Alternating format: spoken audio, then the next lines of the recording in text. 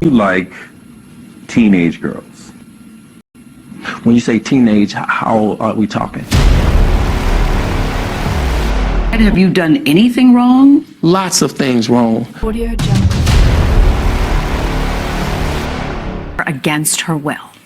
We went from seeing you or talking to you daily or weekly to not seeing you in 2 years. Kelly was physically and emotionally abusive.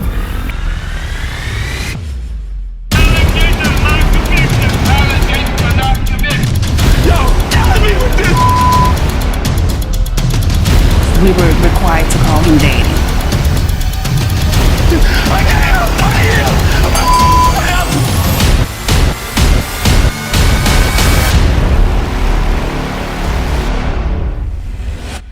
You're killing me, man! This is not about music! Hi friends, how are you guys today? I hope you guys are all having an amazing day so far. If you are not having an amazing day, I really hope that you take some time for yourself and your day gets better from here on out. So first I was going to continue the rest of the witness testimony from the R. Kelly trial. I've been working all last week to get everything. We took that little break where I did the Gabby Petito video, and then I wanted to get back to the rest of the witness testimony before the verdict came out. But this weekend my daughter had her cheer competition this weekend, and she had a game as well, and it was just a lot, and I wasn't able to really film or edit or anything. And then I was going to go ahead, I was starting to film, and the verdict came out. So I was like, well, the trial's over. So do people even want the rest of the witness testimony? Do they care about what the witnesses said or what happened with the defense and their part? I don't know. I don't know if people care. So I'm going to go ahead and we'll talk about the verdict and the defense and a little bit, and if you guys want me to go through the rest of the witness testimony, because I almost want to do it a little bit anyway, because I worked so hard to get all of this testimony for you guys, but I mean the trial's over, so I don't know. But if you guys want some of the rest of the witness testimony, I'd love to give that to you guys, but I don't want to do a video if nobody cares. I mean, it's over now, so but R. Kelly does have 2 more trials coming up. So what we'll do is we'll just talk about the prosecution, the rest of their witnesses a little bit. We won't go into great detail on their testimonies and everything. And if you guys do want that, I'll do another video and I'll do their testimonies, and then we will get into the defense and then the verdict. So why don't you guys sit back, relax, grab a snack and a drink, and let's get into it.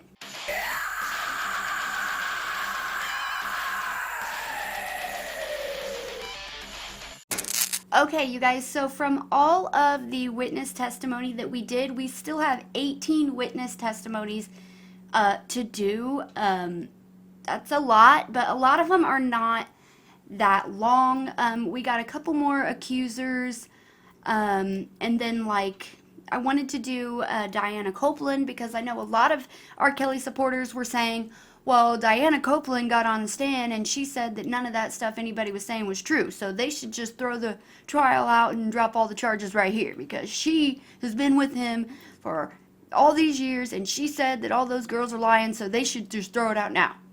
So I really dug into Diana's testimony, and that's really not what she said.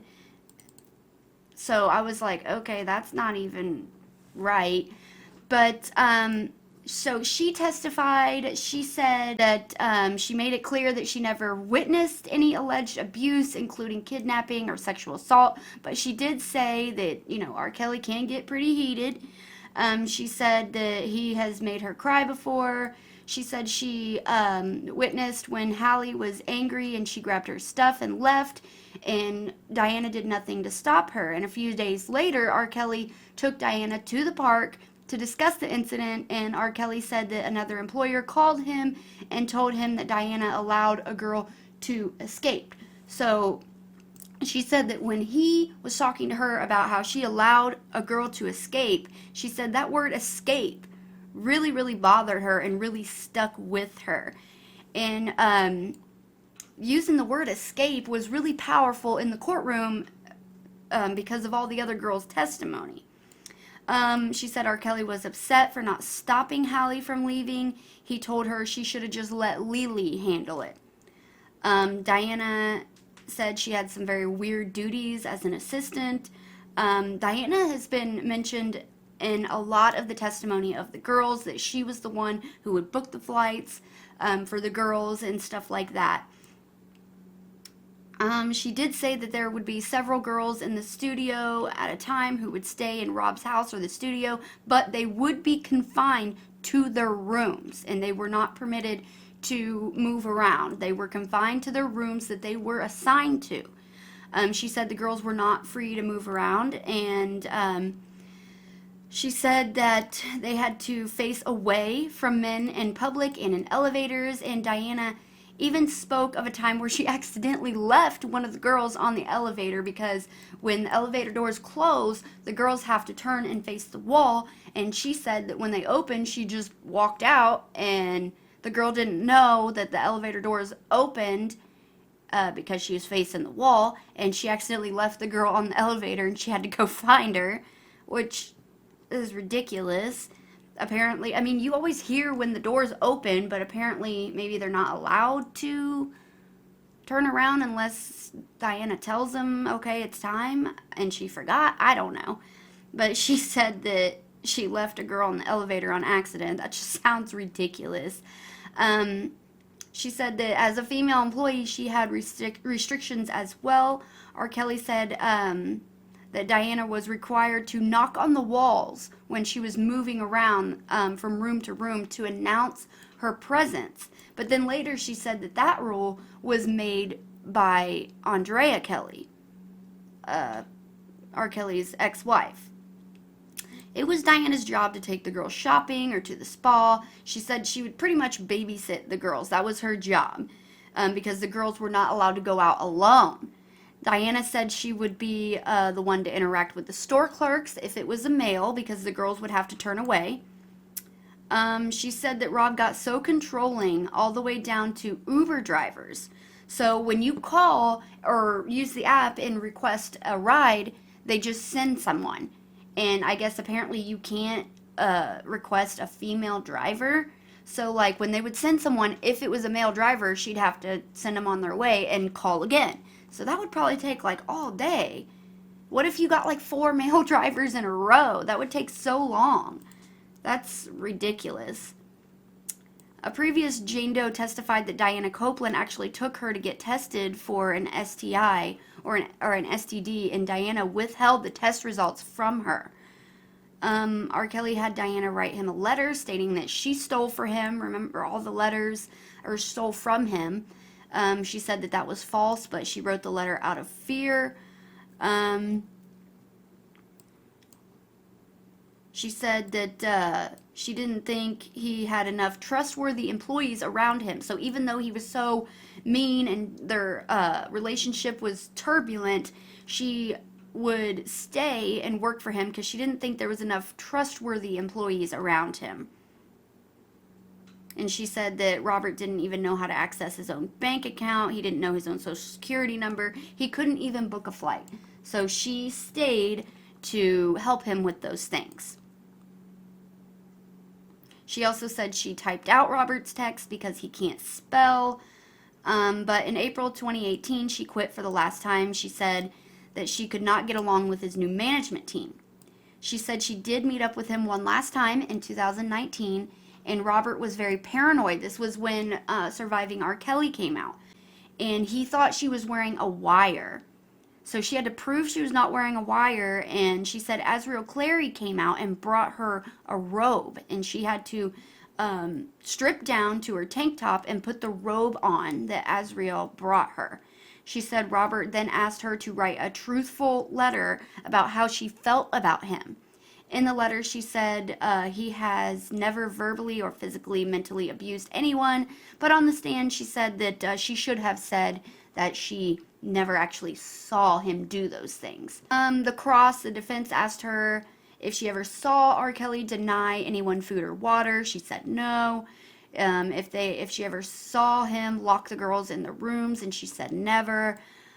She said that some of the women in his life came and went as they pleased, and they enjoyed his exotic lifestyle, including extravagant parties and gifts and even exotic pets. Diana suggested on the stand that some of his rules were not him trying to control, but it was just his own, like, little quirks, you know. I know I've just realized that I'm getting into the witness testimony, and I said I wasn't going to do that, but I wanted to talk about Diana because all the R. Kelly supporters said, well, Diana said that nothing ever happened, so they should just let him go now. And that's really not what she said. I did really want to talk about Faith Rogers, her testimony, and I wanted to let you guys know about Jane Doe number 20 and the transcripts and the audio that they listened to, where R. Kelly was just being horrible and abusive to this girl. Jane Doe number 20 actually didn't testify because in her witness prep, when they were prepping her that morning, she had to listen and watch the recording, and she had a panic attack while doing that, so they didn't have her testify for her own mental health. There is a girl named Sonya, and I do want to talk about her testimony as well, because when the jury was deliberating, they actually asked for Sonya's testimony transcript again. They wanted to hear her testimony again before they made their decision. So I want to go over that real quick with you guys. Her real name is not Sonya. That is her pseudonym she was using. She's 31. She met R. Kelly when she was 23. She was an intern at a radio station. She wanted an interview with R. Kelly, and it would have been her first big celebrity interview. So she said she knew he was at a mall, so she went with a friend with hopes of getting an interview. She said she asked him for an interview. He pointed at another guy and said, go ask him. She said she assumed the other guy was a manager or something of that nature. She said he told her that it was not going to happen that day. So she settled for a picture outside of the tour bus that day. Her and R. Kelly and her friend took a picture outside the tour bus together. They did tell her they were not feeling a phone interview, and they also did not want to come down to her station. So someone slipped R. Kelly's phone number to her. It was handwritten, she said. She said she reached out that day, and she said she was relentless. She wanted that interview. So after several conversations with R. Kelly, he finally agreed to one. She said he still did not want to do a phone interview, didn't want to come to the radio station, so he decided to have her come to Chicago. He paid for the entire trip himself and took care of all the expenses. His team made the travel arrangements. When asked whose idea it was for him to go to Chicago, she said it was Robert's. The radio station that she worked for refused to arrange the trip, but her boss did give her a voice recorder to take with her. When she arrived in Chicago, his team instructed her to take a cab to the Chocolate Factory studio that is in his home. She said that when she got in the cab, they stopped at a gas station that was very questionable. It made her very uncomfortable. There was a lot of activity going on. It was in a big city. I don't know if she was referencing like drug dealing or just gang activity, or I don't know what she was referencing, but she said it was very scary and it made her uncomfortable. She didn't want to get out of the car. So when she went to R. Kelly's house, a member of his team started asking her a bunch of strange questions. They asked her, do you need protection? Now she thought that he was referencing the scary gas station that she was just at. But no, he was asking her about protection. He then flat out asked her if she needed a condom, which I think is weird because R. Kelly really never used condoms, and he always refused to use them, but whatever. She said, no, I'm not here for that. She said the men then asked her for her ID and her cell phone. They asked her for phone numbers and addresses of her most recent contacts, including 2 close friends, her mother and her grandmother. So they wanted the phone numbers and addresses and names of her close friends, her mother, and her grandmother. And they wanted all the contact information of all the people closest to her, and then they gave her her phone back, which is really weird. She says that this gesture alone made her very uncomfortable, and she was immediately concerned for the safety of her young daughter and the people closest to her. She said they then led her into a room that already had 2 men in it. She said that they made her sign an NDA. She said she did not read it, and she did sign it. They then told her about Rob's rules. She said, I wasn't allowed to look up. I wasn't allowed to talk to anybody. When she was asked if she was told anything about being able to leave the room or not, she said, I wasn't. I was not allowed to leave the room. She said they then told her Rob should be in shortly, and then they left. She said, moments later, I tried to open the door. Come to find out it was locked from the outside. I was scared for one. I was ashamed, and I was embarrassed. It was beyond embarrassing. She thought maybe it was an accident that was locked, but she eventually came to the conclusion that no, it wasn't an accident. She was locked in. In the room she was in, there was a phone in the room that called downstairs. The phone is, that's the phone that she was supposed to use to request bathroom access. The person who answered the phone said that in order for her to go to the bathroom, it had to be approved by Mr. Kelly. She was then finally escorted to the bathroom. She said she banged on the door and tried to use the restroom as much as she could. She said she was only allowed to leave that room twice, once to use the bathroom and once to take a shower. She said she was in that room for 3 or 4 days without food or water. She said since she had her phone, she called her friends and family as much as she possibly could to stay busy. She said that she did talk to a friend, and she did tell that friend that she was being held captive.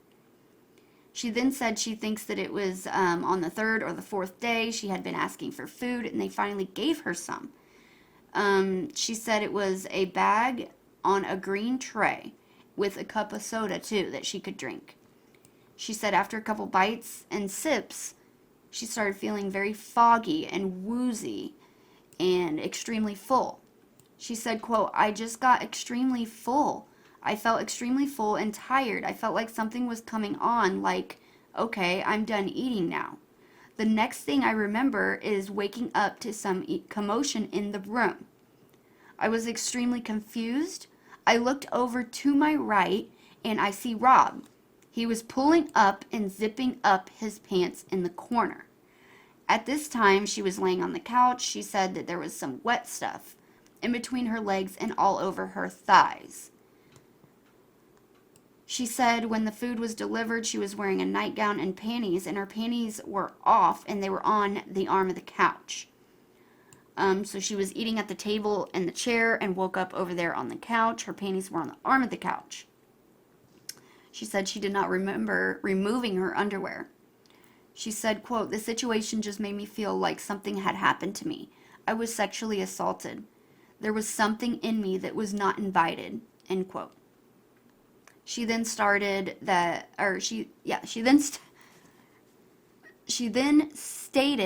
there was no doubt in her mind that R. Kelly had raped her.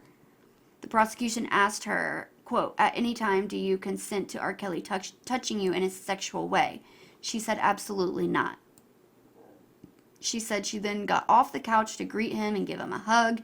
She said that he proceeds to grab her and then pulled her close and told her he would be back shortly. Within minutes after he left the room, his handlers came in the room and told her R. Kelly would not have time to do an interview and she was free to go.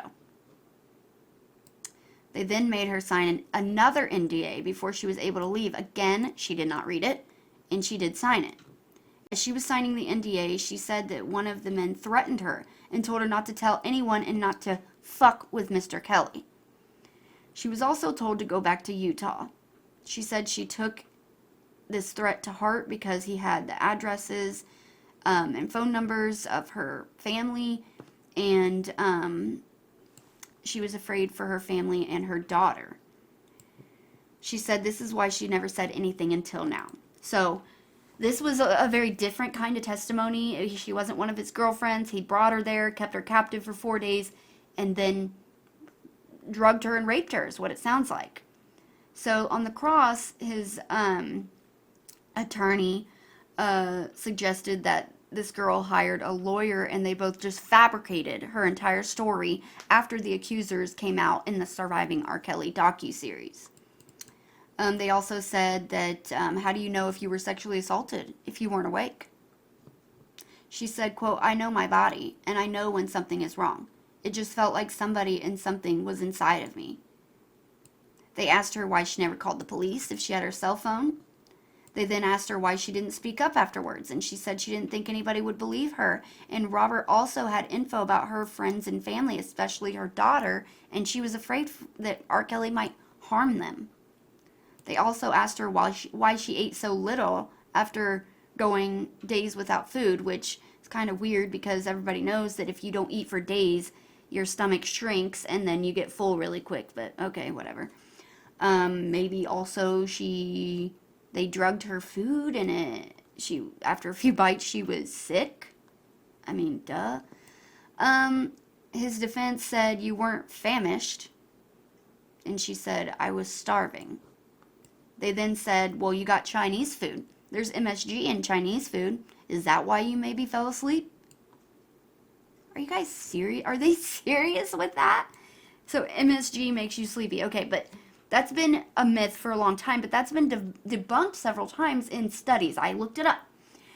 And if MSG makes you woozy and foggy after just a few bites and you just pass out from it, then people would be dropping like flies all over the place. There's MSG in so many different kinds of foods.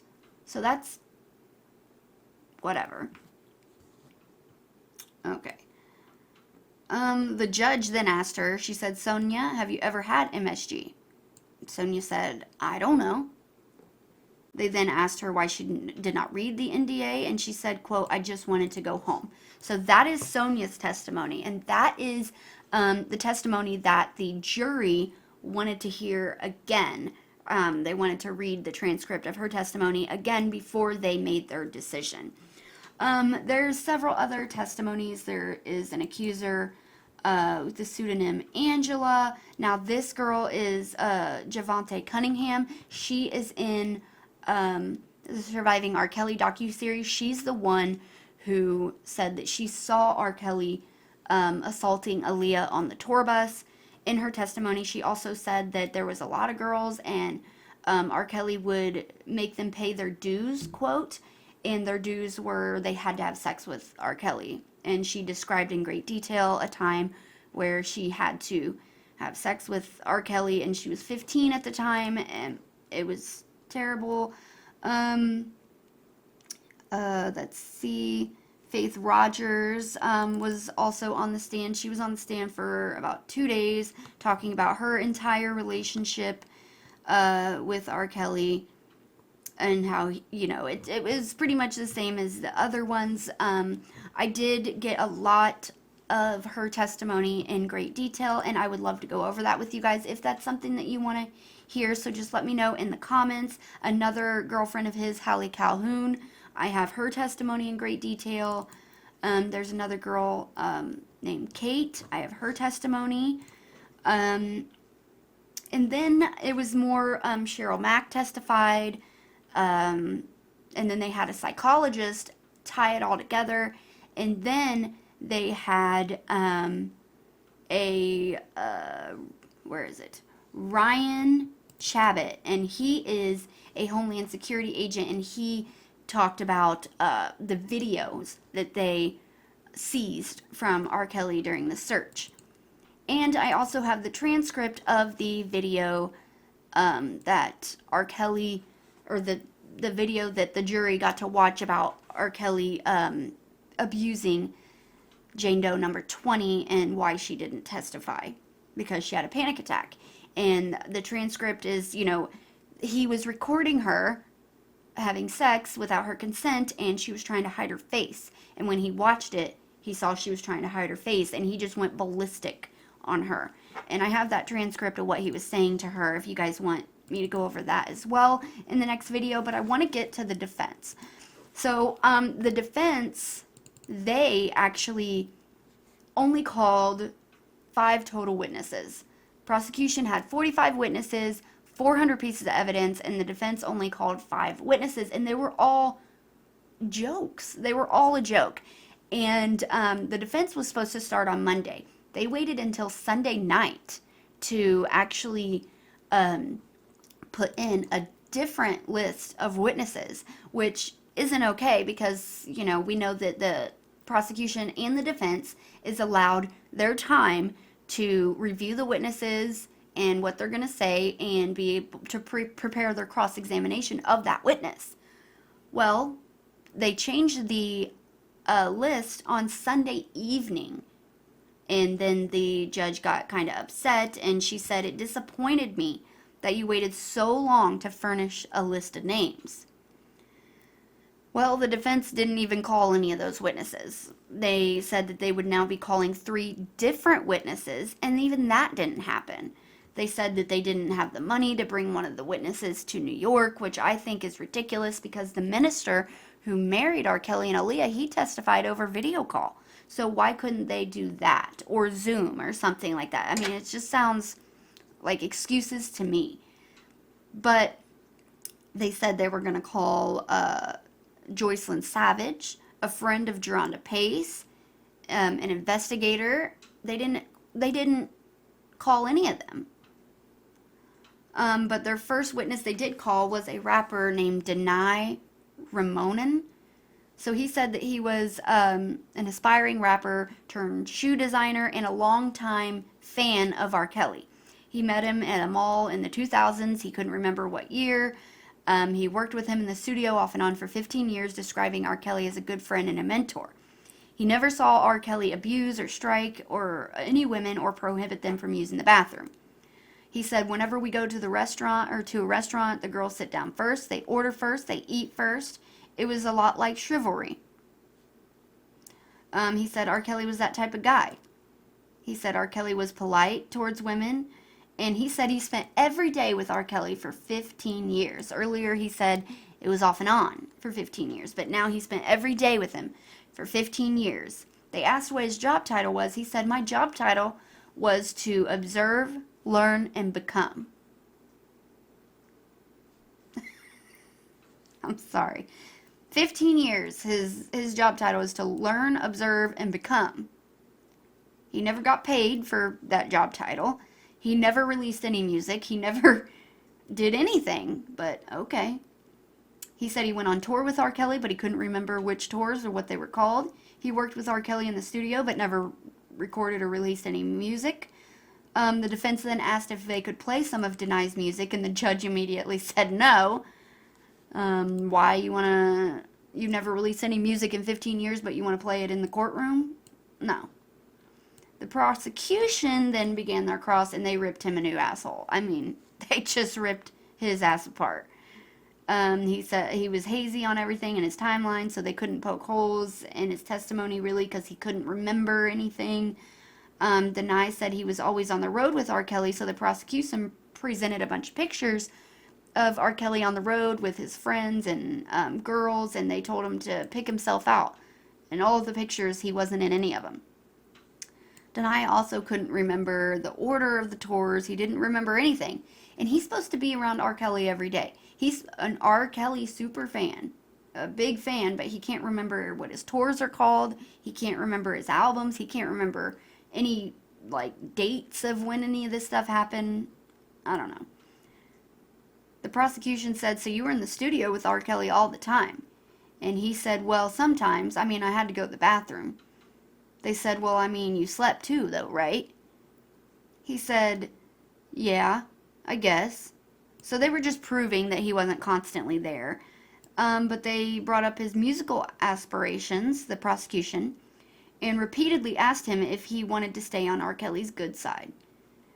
Basically, his credibility was just crumbling. Anyway, he was one of the witnesses that they called. The next witness the prosecution called, the next witness the defense called was Larry Hood. He said he was a former employee and bodyguard of R. Kelly. He worked from him to 91 to 94, and then 2002 to 2004. He was an off-duty police officer, so he worked security. He said he left Chicago PD in 2007 on good terms. but the prosecution brought up, that he actually he left because he pled guilty for felony forgery and using fake $100 bills. He's pretty much a dirty cop. He said that he never saw anything, never saw him with underage girls, blah, blah, blah. But then he later admitted that he did see him with Aaliyah. And Javontae Cunningham, when she was speaking, she said that this guy, Larry Hood, when she was having sex with R. Kelly in the early 90s when she was 15, she said that this guy, Larry Hood, was in the very next room. And he's saying he never saw any underage girls around him. But basically the prosecution just ripped him apart to shreds as well. They had John Holder. He was his accountant for 18 months. He did his taxes, IRS debt, and stuff like that. He said that he always saw his girlfriends dress appropriately. He never saw R. Kelly raise his voice or yell at them. Basically, he never saw anything.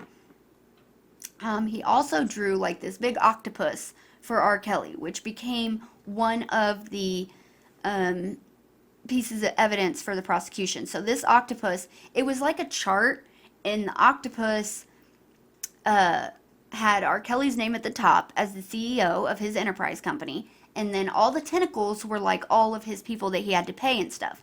So like I thought this was funny, and the prosecution called it completely childish, but I thought it was funny because it actually hurt R. Kelly, because everybody's like, one man ain't no enterprise. Well, this octopus says otherwise.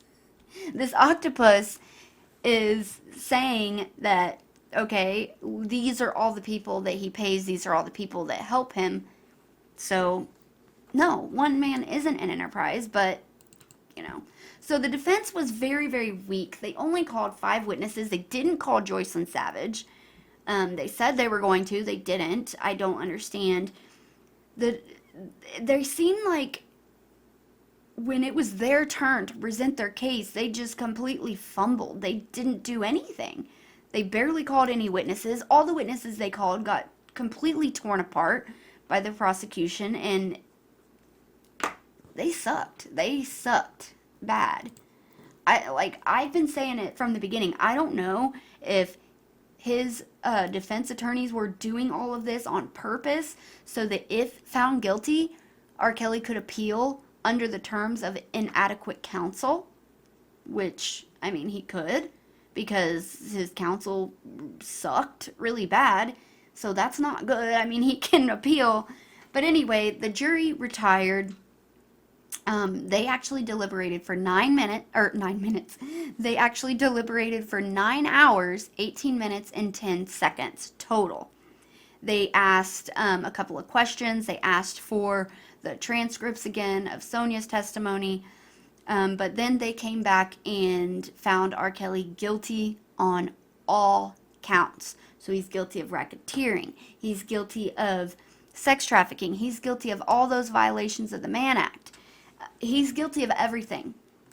And they said that they were going to be sentencing him on May 4th, which is very weird to me. Like, why would they wait that long to sentence him? It's very odd. Alright guys, so that is all for today. He was found guilty on all counts, and I'm relieved. I'm happy about it. He's nasty. He's a predator. He needs to be in prison for the rest of his life for what he did just to Aaliyah. But everybody else, I mean, come on. He got acquitted in 2008 for those child pornography charges. You would think that he would stop it, but no, he continued. Whatever. He's guilty. That's all that matters. And let me know if you guys want another video with all the rest of the witness testimony. If not, that's fine too. I know it's my fault. I was late, but had to put the video aside for the weekend because it was my baby's cheer competition, her very first one, which they did take home first place. Yay! Congratulations, Pumpkin. Other than that, you guys, If you like this video, please give it a thumbs up. I really appreciate it. And definitely let me know your thoughts and opinions down below in the comments. And that's all for today, you guys. If you haven't subscribed to my channel, please do so. You know you want to. I would love to have you guys in the family on this channel. And if you want to, please hit that bell for all notifications so you won't miss any video that I post. And I'm actually going to start filming another video because Britney Spears does go to court tomorrow, and I'm so excited about that. So just let me know if you guys want me to do that other video. And remember, you guys, in a world where you can be anything, please be kind to each other. Bye, guys.